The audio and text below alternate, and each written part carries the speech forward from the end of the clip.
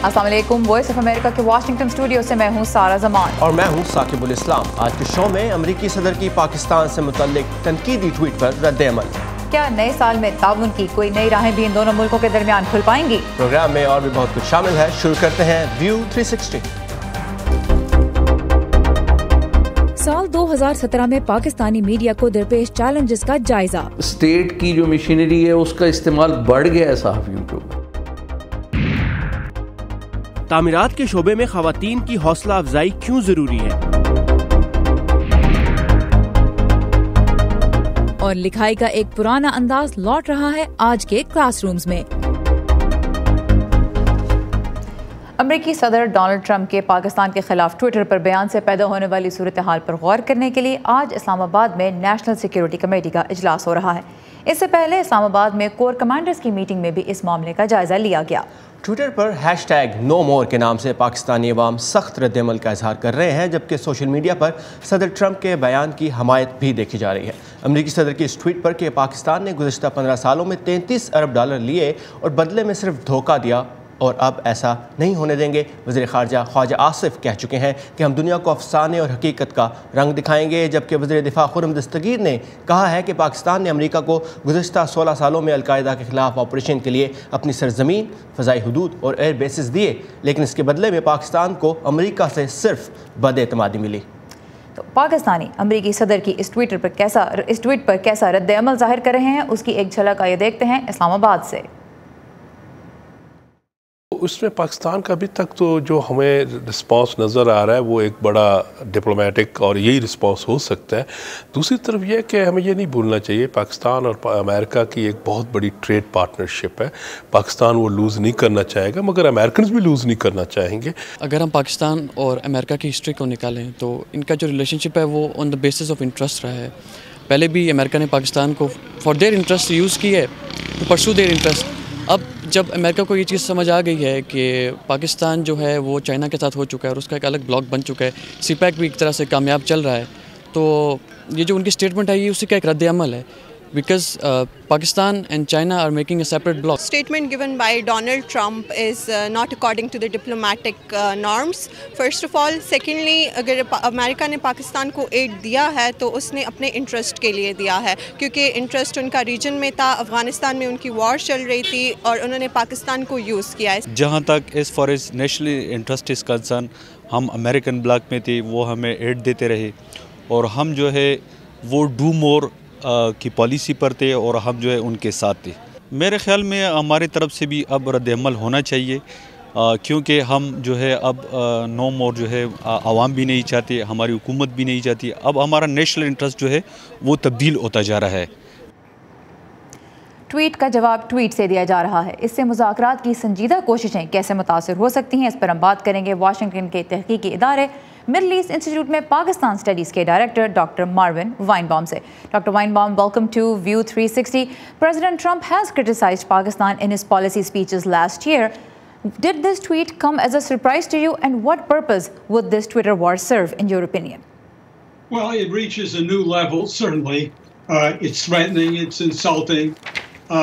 At best, it just reflects his frequent use of rhetoric in an undisciplined way. But this case, I think it's gone so far that it threatens to be unproductive. And that's what concerns me here.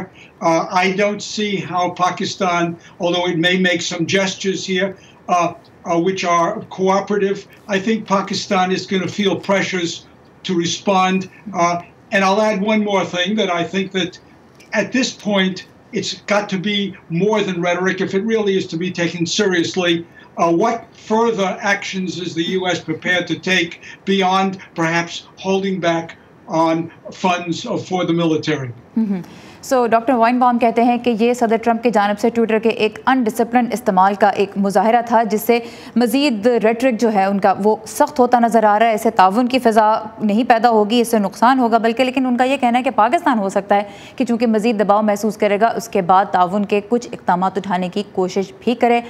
लेकिन सवाल ये भी पैदा होता है कि America के पास मज़ीद अब क्या इक़दाम हैं प्रैक्टिकल टर्म्स में। एक तो रेटरिक की बात हो गई, लेकिन प्रैक्टिकल टर्म्स में کیا اقدامات امریکہ اٹھا سکتا ہے ایڈ جو ملٹری کے لیے جو فنڈز ہیں ان کو روکنے کے علاوہ؟ اور یہ $255 ملین US کے فنڈز ہیں جن کی طرف اشارہ کیا ماروین وائنبام نے، جو پاکستان کی ملٹری کے لیے ہیں، لیکن اس وقت امریکہ نے ان پہ ہولڈ لگایا ہوا ہے.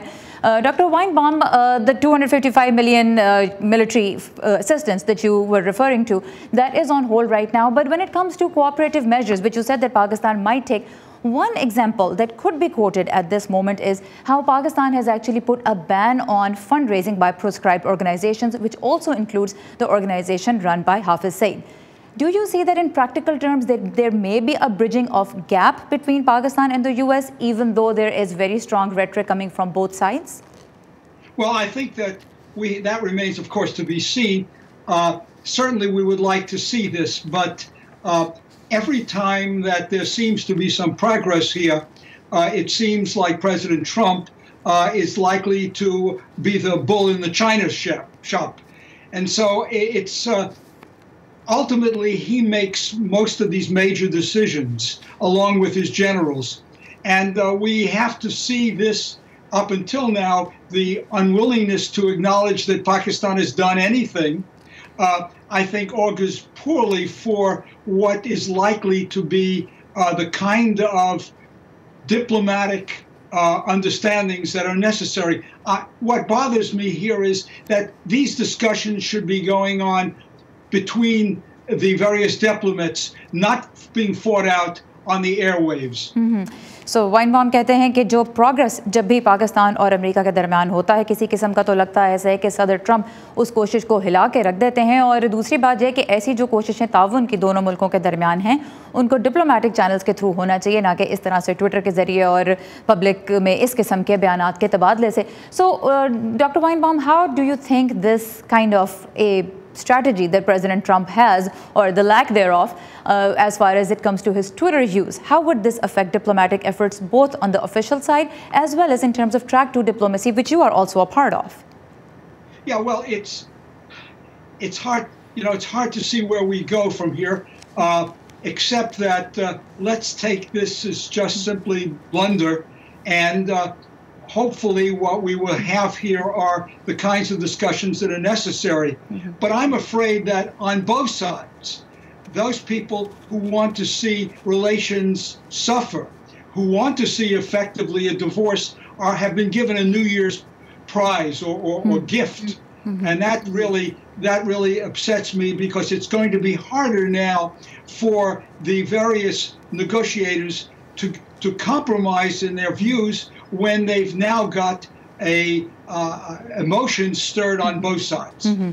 سو ڈاکٹر وائنبام نے ایک تو پہلے جو چیز کہی جو بہت اہم تھی، اور وہ انہوں نے یہ کہا کہ پاکستان کے جو اقدامات ہیں، پاکستان نے جو کوششیں کی ہیں دہشت گردی خلاف، ان کو نہ سراہنے کی اور ان کو نہ ایکسیپٹ کرنے کی جو اس وقت پالیسی امریکہ کی طرف سے دیکھی جا رہی ہے، خاص طور پہ امریکی قیادت کی جانب سے، وہ پروڈکٹیو نہیں ہے، اس کا فائدہ نہیں ہوگا، وہ ڈپلومیٹک کوششوں کو منفی طور پہ متاثر کرے گی. اور جہاں تک پھر یہ بات ہے کہ ٹریک 2 اور ٹریک 1 ڈپلومیسی کی کوششیں کیسے متاثر ہو سکتی ہیں، تو وائنبام کا یہ کہنا تھا کہ ان بیانات کا ایک منفی اثر تو ہوگا، اور خاص طور پر انہوں نے کہا کہ وہ عناصر جو پاکستان اور امریکہ کے تعلقات کو بہتر ہوتا نہیں دیکھنا چاہتے، انہیں ایک طرح سے نئے سال کا تحفہ ملا ہے، جس سے کہ وائنبام کو بھی، ڈاکٹر وائنبام جو پاکستان اور امریکہ کے تعلقات پر ایک عرصے سے کام کر رہے ہیں، ان کو بھی افسوس ہے. Doctor Weinbaum, thank you very much for your time and for your insight. You're very welcome.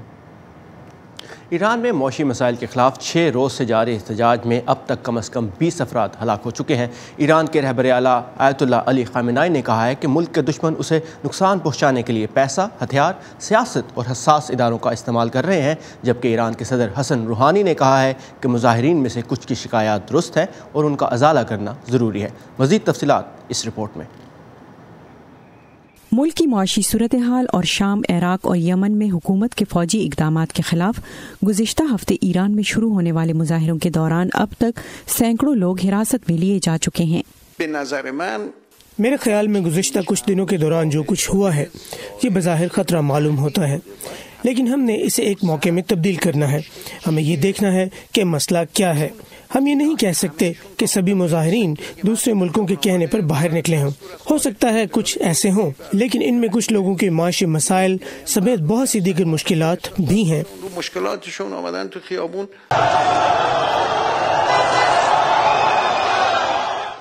Iran میں نیوز میڈیا کی کوریج پر کڑی نگرانی ہے، لیکن وائس آف امریکہ کی فارسی سروس نے ٹویٹر پر پوسٹ ہونے والی ان ویڈیوز کے مستند ہونے کی تصدیق کی۔ لوگ حقیقت میں اقتصادی سیاسی بدعنوانی اور بد انتظامی کی صورتحال پر بہت زیادہ برہم ہیں، اور یہی انتہا پسندی کی وجوہات ہیں جو ہم ان مظاہروں میں بھی دیکھ رہے ہیں۔ ایسا معلوم ہوتا ہے کہ یہ تشدد جاری رہے گا۔ ابتدائی رپورٹوں سے پتہ چلتا ہے کہ کشیدگی کی وجہ ایندھن اور خوراک کی بڑھتی ہوئی قیمتیں ہیں، لیکن بہت سے ایرانی کہتے ہیں کہ وجوہات اس سے بڑھ کر ہیں۔ آپ بوڑھے لوگوں کی وجہ سے ہماری زندگی تباہ ہے، اب ہم جوان لوگ اٹھ کھڑے ہوئے ہیں۔ ایران کے پارلیمانی لیڈروں سے خطاب میں صدر حسن روحانی نے امریکہ، اسرائیل اور خاص طور پر سعودی عرب پر ملک میں کشیدگی پیدا کرنے کے الزامات عائد کیے، لیکن امریکی صدر ڈونلڈ ٹرمپ نے ایرانی لیڈر کے بیان کا جواب دیتے ہوئے اپنے نئے سال کی ایک ٹویٹ میں کہا کہ ایران کی حکومت ناکام ہو رہی ہے، ایک عام ایرانی خوراک، آزادی اور حقوق کا بھوکا ہے، یہ ایران میں تبدیلی کا وقت ہے۔ دوسری جانب امریکہ میں بھی ایران نژاد امریکیوں کی جانب سے ایرانی مظاہرین کی حمایت میں مظاہرے کیے گئے ہیں۔ نیلوفر مغل، اردو VOA، واشنگٹن۔ پاکستان کی اندرونی سیاست سمیت دنیا بھر سے اہم خبریں جاننے کے لیے آئیے ہماری ویب سائٹ urduvoa.com پر، جہاں بہت سے مختلف موضوعات پر آپ کے لیے تفصیلی مضامین بھی موجود ہیں، جیسے سال 2017 میں پاکستان کی کرکٹ کے میدان میں پرفارمنس پر ایک فیچر جو اس وقت بہت شوق سے پڑھا جا رہا ہے، اور سال 2017 پاکستان میں صحافتی آزادی کے لیے کیسا رہا، اس پر ایک جائزہ رپورٹ آپ دیکھ سکیں گے پروگرام میں آگے چل کر۔ اور اس کے علاوہ تعمیرات کے شعبے میں خواتین ورکرز کی تعداد کو بڑھانے کے لیے کیا کیا جا رہا ہے، اس پر ایک منفرد رپورٹ بھی شامل ہے آج کے شو میں۔ لیکن پہلے دیکھتے ہیں دنیا کے مختلف حصوں سے ملنے والی کچھ اہم خبریں ورلڈ ویو میں۔ جنوبی کوریا کے یونیفیکیشن منسٹر نے شمالی کوریا کو اعلیٰ سطحی مذاکرات کے لیے آئندہ ہفتے 9 جنوری کو ملاقات کی پیشکش کی ہے۔ ملاقات میں جنوبی کوریا میں منعقد ہونے والے ونٹر اولمپکس میں شمالی کورین کھلاڑیوں کی شرکت کے حوالے سے بات چیت کی جائے گی۔ ایران نے عراقی کردستان سے ملحقہ اپنے بارڈر کو دوبارہ کھول دیا ہے۔ ایرانی حکومت کی جانب سے اربیل اور سلیمانیہ کی سرحد کو کرد ریفرنڈم کے بعد عراقی حکومت کی درخواست پر بند کیا گیا تھا۔ صومالیہ میں گزشتہ سال اکتوبر میں ہونے والے بم دھماکے کے الزام میں 5 افراد پر فرد جرم عائد کر دی گئی ہے۔ 4 گرفتار ملزمان کو موگادیشو کی ملٹری کورٹ میں پیش کیا گیا۔ بم دھماکے کے نتیجے میں 512 افراد ہلاک ہوئے تھے۔ امریکہ میں جاری شدید سردی کی لہر کا سامنا کرنے والے کئی علاقوں میں پولر پلنج نامی دلچسپ ایونٹس کا انعقاد ہو رہا ہے، جس میں لوگ برفیلے پانی میں چھلانگ لگانے کا دلیرانہ مظاہرہ کر رہے ہیں۔ امریکی ریاست وسکونسن اور نیو یارک کی برفیلی نہروں میں اب تک ہونے والے ایونٹس میں لوگوں کی بڑی تعداد نے حصہ لیا ہے۔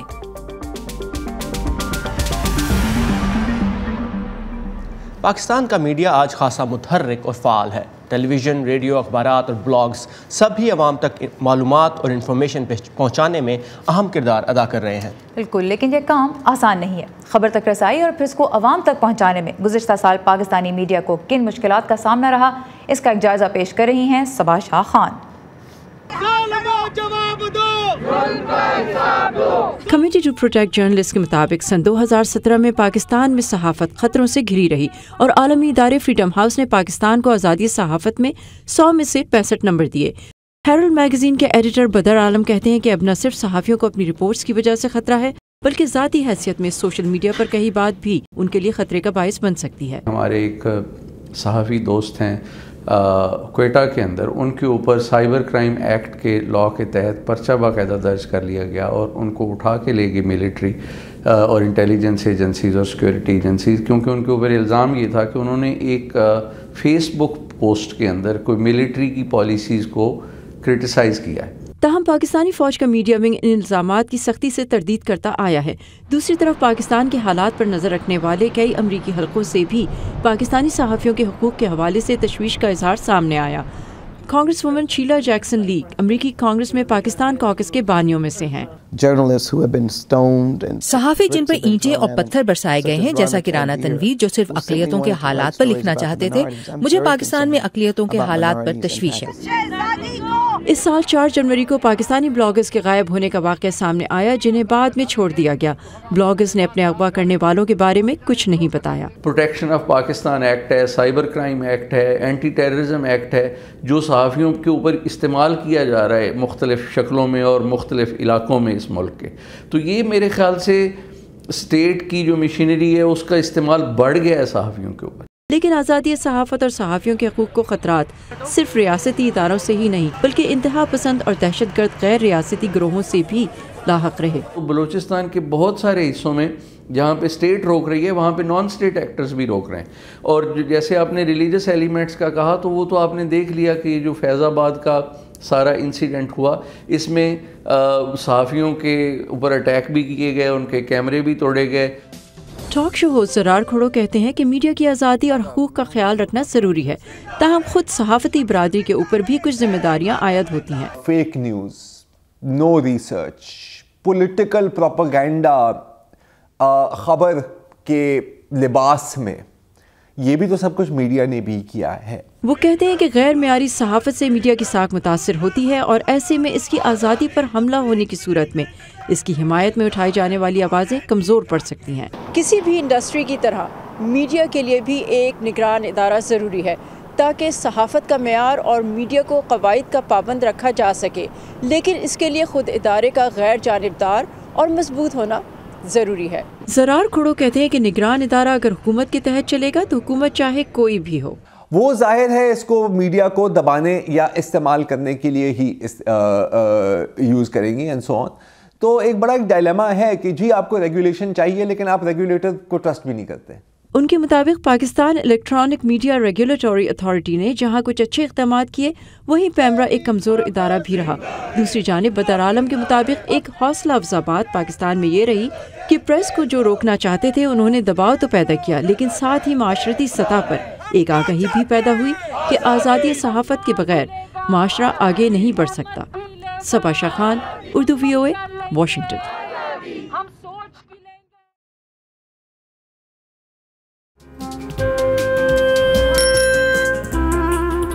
ابا جیسے کروڑوں لوگ جہاں ہر روز ایمانداری سے کام پر لگے ہوں،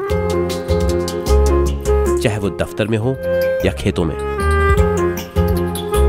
سڑکیں ہوں، بارڈرز، کھیل کا میدان یا کوئی انٹرنیشنل سٹیج، جب پاکستان کا نام روشن کرنے والوں کی کہانیاں کہنے کے لیے ہمارے پاس وقت کم پڑ جائے، جب پورا ملک ہی خود کو آگے لے جانے میں لگا ہو، تو پھر دنیا بھر میں اس کا پرسپشن مٹھی بھر لوگ کیوں بناتے ہیں؟ We are almost there, but not there yet. لگتا ہے تھوڑی محنت اور کرنی ہوگی ہمیں بھی۔ View 360 صرف آج نیوز پر۔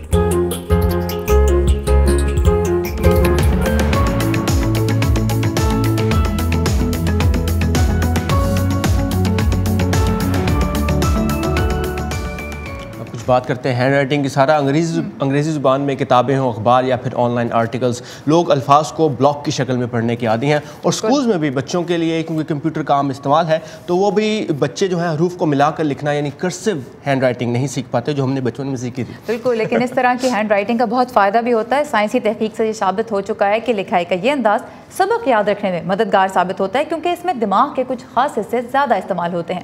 یہی وجہ ہے کہ لکھائی کا یہ پرانا انداز ایک بار پھر کلاس رومز میں لوٹ رہا ہے۔ تو آئیے دیکھتے ہیں اس ہفتے کا ایجوکیشن سیگمنٹ۔ نیو یارک شہر کے ہینری گریٹسٹائن ایلیمنٹری اسکول میں 3rd گریڈ کے طالب علم اپنے ننھے منھے ہاتھوں سے لکھنے کی مشق کر رہے ہیں۔ یہاں کے اساتذہ کا خیال ہے کہ ان بچوں کو اس طرح کی لکھائی سے انہیں جملے بنانے اور ہجے سیکھنے میں آسانی ہوگی، کیونکہ ایسا کرتے وقت وہ حروف اور الفاظ کو جوڑنے سے متعلق سیکھیں گے۔ ہم نے یہ محسوس کیا کہ بچوں کے لیے بے حد ضروری ہے، جیسا کہ ہم نے شطرنج اور بال روم ڈانس کو پھر سے اس لیے متعارف کرایا تاکہ بچوں کی تعلیم میں مدد ہو سکے۔ اس طرح ہم سمجھتے ہیں کہ اس سے بچے ہائی اسکول اور کالج کے لیے تیار ہو سکیں گے۔ شہر کے ارد گرد تقریباً 1.1 ملین طالب علم ہاتھ سے لکھی ہوئی تحریر لکھنا سیکھ رہے ہیں۔ 6 ریاستوں میں اب یہ مشقیں لازمی قرار دی گئی ہیں، اگرچہ وہ کی بورڈ استعمال کرنے میں بہت مہارت رکھتے ہوں گے۔ اساتذہ کا کہنا ہے کہ انہیں پھر بھی ہاتھ کی لکھائی میں ماہر ہونا ہوگا۔ حتیٰ کہ انہوں نے یہاں پڑھنا لکھنا شروع کر دیا ہے، لیکن ہمیں اندازہ ہوا کہ اس سے ذہنی صلاحیتوں میں کمی رکھنے والے طالب علموں کی بھی مدد ہوگی۔ مثال کے طور پر الفاظ پڑھنے یا یاد رکھنے میں مشکل ہونا، اس سے انہیں ہجے ٹھیک کرنے میں بھی آسانی ہوگی اور اس عمر میں ان کو لکھائی کا ہنر بھی آئے گا. اور طالب علم اس سے متعلق بہت خوش ہیں. کرسیو لکھائی اس طرح ہے کہ آپ کو ایک صحیح زاویہ ملتا ہے, آپ کا انداز سیدھا رہتا ہے. اس طرح کی لکھائی خاصی آسان ہے لیکن کسی حد تک مشکل بھی. مجھے جوڑ کر لکھنا پسند ہے. جب انہیں یہ لکھائی پسند ہے تو یہ اسے جلد ہی سیکھ لیں گے اور اپنی ساری عمر اس طرح لکھ سکیں گے. نیلوفر مغل, اردو VOA.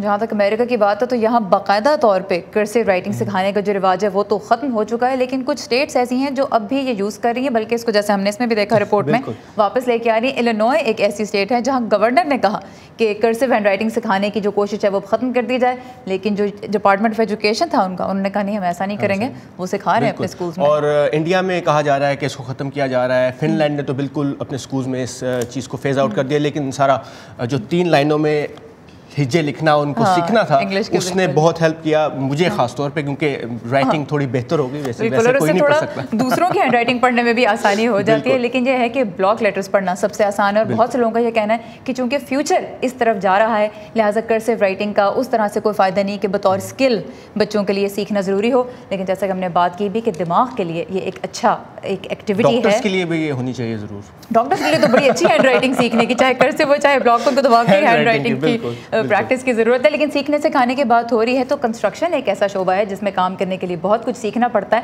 لیکن ہمیشہ سے یہ شعبے میں مردوں کا غلبہ رہا ہے. لیکن اب کچھ خواتین بھی الیکٹریشین, بڑھئی یا پلمبر کے طور پر کام کرنا سیکھ رہی ہیں, اور مشکل یہ ہے کہ اس شعبے میں تعداد ان کی ابھی بھی کم ہی ہے. لیکن آسٹریلیا میں سالٹ نامی ایک غیر منافع بخش ادارہ تعمیرات کے میدان میں خواتین کی حوصلہ افزائی کے لیے ایک خاص پروگرام چلا رہا ہے. آئیے دیکھتے ہیں. دنیا میں تعمیرات کے شعبے میں بہت کم خواتین نظر آتی ہیں. اس رجحان کو تبدیل کرنے کا ایک طریقہ نوجوان لڑکیوں کی حوصلہ افزائی کرنا ہے تاکہ وہ اس کا تجربہ کریں اور بنیادی ہنر سیکھیں. 10 سالہ اینڈی میئر نے ان ہنرمند خواتین سے سیکھنے کے لیے اس ورک شاپ میں آنا شروع کیا.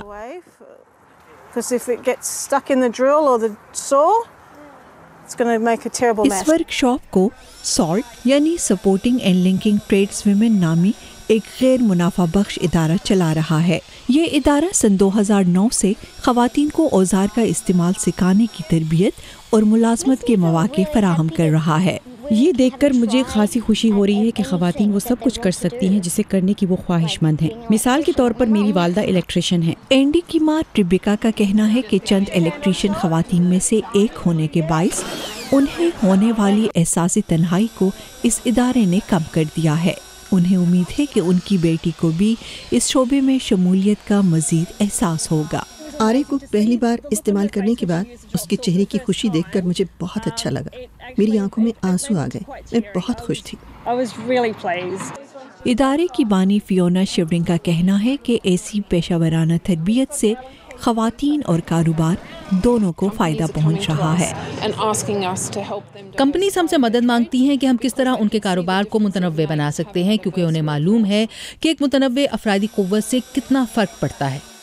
ان کوششوں کے نتائج حوصلہ افزا ہیں کیونکہ ہنرمند کاروباری خواتین کی طلب بڑھ رہی ہے اور اینڈی جیسی نوجوان خواتین تعمیراتی شعبے میں اپنا مستقبل دیکھ رہی ہیں. فیتھ لیبٹس کے ساتھ شہناز نفیس, اردو VOA. یہ تھا ہمارا آج کا ویو 360. فیڈ بیک کے لیے آئیے ہمارے فیس بک پیج پر, ایڈریس ہے facebook.com/VOA Urdu. ثاقب الاسلام اور سارا زمان کو کل تک کے لیے اجازت دیجیے. Have a nice evening.